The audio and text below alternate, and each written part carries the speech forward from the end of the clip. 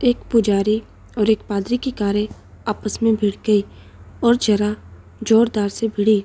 दोनों ही कारें बुरी तरह से टूट फूट गई, परंतु उतने आश्चर्यजनक रूप से न तो पुजारी और न पादरी को कोई खास चोटें नहीं आई।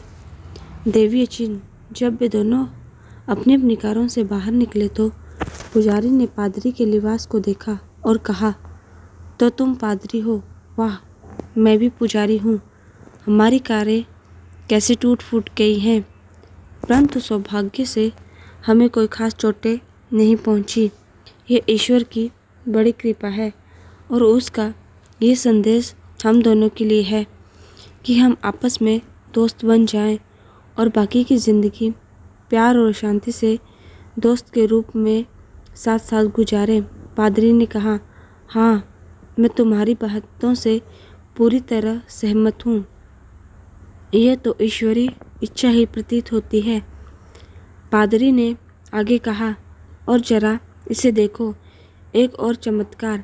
मेरी कार पूरी तरह से बर्बाद हो गई है, परंतु यह ब्लैक लेबल विस्की की बोतल पूरी तरह ठीक ठाक है।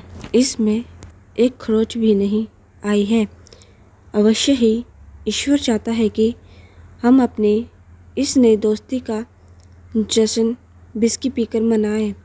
फिर उसने बोतल खोली और पुजारी की ओर बढ़ाई। पुजारी ने हाथ जोड़ लिए और कहा, राम राम।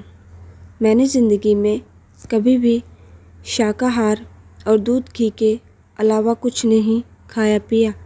मेरा धर्म भ्रष्ट मत करो। परंतु पादरी ने पुजारी को फिर समझाया, देखो, यदि तुम ईश्वरीय संदेश को नहीं मानोगे तो भगवान को सचमुच अप्रसन्न कर दोगे। आखिर में पुजारी को लगा कि सचमुच ईश्वर की कृपा से उसका पुनर्जन्म हुआ है और पादरी की बातों में दम। उसने बोतल ली और शराब की एक घूंट भरी। उसका मुंह कड़वा हो गया। जैसे तैसे उसने पहला घूंट भरा और बोतल पादरी को वापस किया। पादरी ने कहा, देखो, तुमने चूंकि पहला घूंट भरा है, इसलिए अब तुम इस बोतल का आधा हिस्सा प्रसाद के रूप में प्राप्त करो। बाकी का हिस्सा फिर मैं पी लूँगा। प्रतिवाद करते हुए पुजारी ने दूसरा घूंट भरा। तीसरा घूंट भरते तक उसे आनंद आने लगा था। देखते ही देखते बोतल में सिर्फ 2 घूंट शराब बाकी बची। पुजारी नशे में बोला, अरे, मैंने सारा ही प्रसाद अकेले ले लिया। राम राम। ईश्वर तो बड़ा कुपित होगा। ये 2 घूंट बचा है, इस प्रसाद को तो तुम अवश्य ही लो।